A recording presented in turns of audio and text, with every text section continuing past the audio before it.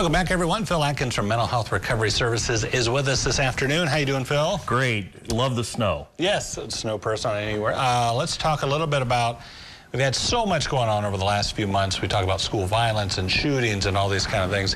Let's start initially. If you're a parent at home and you've got a kid that's watching this on TV and seeing all this, how do you even begin to talk to them about that? Well, we've got some really great resources on our website. If you go to our homepage right at the top, after the tragedy in Newtown, we put some really good resources for parents on how to talk with their kids. So at wecarepeople.org, you can click on that. Maybe 2 years ago, we felt that this issue of school violence and children having access to mental health services was so important that we decided as the Mental Health Board to offer a free diagnostic assessment to any child who lives in Allen, Auglaize, or Hardin counties. So, you know, even if you aren't sure and you just want to talk with that initial professional, they can call Family Resource Centers and get a free diagnostic assessment, or they can call our Hope line at 800-567-4673. So that's really important because knowing the size and shape of the issue is part of the battle. We've done some really interesting things in terms of identifying kids and actually trying to work with prevention programming.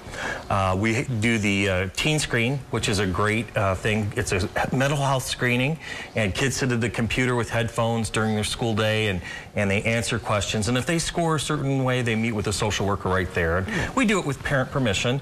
So sometimes we miss kids that maybe really need it because their parents didn't approve it. But you'd be surprised, about a third of the kids at least get that initial meeting with the social worker. You talked about, you have people too that go through crashes in school districts, that kind of thing, and we talked about one in Hardin County not long ago.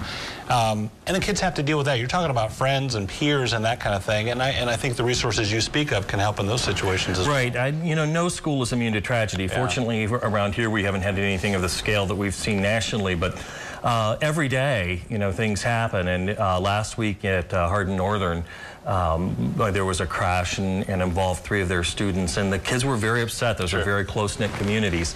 And so our crisis intervention team went out and worked, and that's a group that works with the Mental Health Board, our mental health agencies, our first responders. Rick Skilleter, police chief in Bluffton, is actually the head of that team.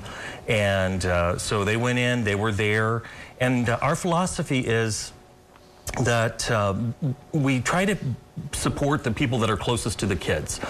So we try to go in and support the teachers, give them strategies, because the kids don't really know us.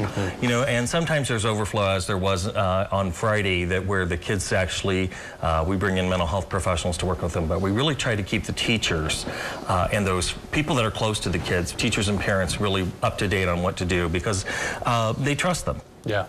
It's a tough situation for parents because kids sometimes are hard to read. I mean, they make it seem like they're okay. Is that, I think a lot of parents handle it from ignoring it to, a little too extreme. Is there a happy medium there when you deal with this? Well, I think you really have to know the cues from your child and how children communicate distress.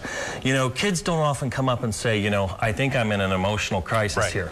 They'll get headaches, they'll get stomach aches, they won't want to go to school. They'll be afraid. They'll act like younger than they are. They'll regress a little bit.